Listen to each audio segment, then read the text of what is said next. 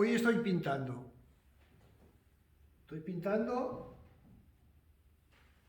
He empezado con un autorretrato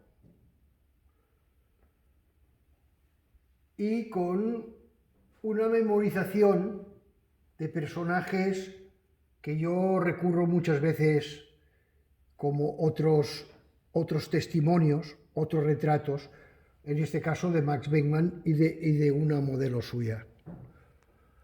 El autorretrato que he hecho a través del espejo me ha sugerido un espacio que sería la parte de detrás de la tela, la convierto en una parte de delante, y parte de las figuras, como son las piernas de la modelo, el corbatín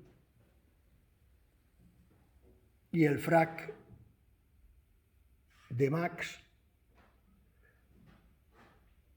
me ayudan a construir, ya totalmente memorizado,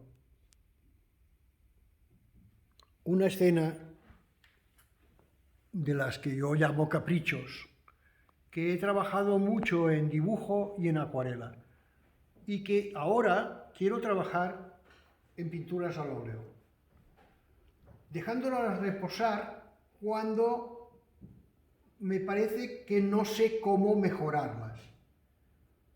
En pocas palabras, decir que lo que quiero es que trabaje el cuadro.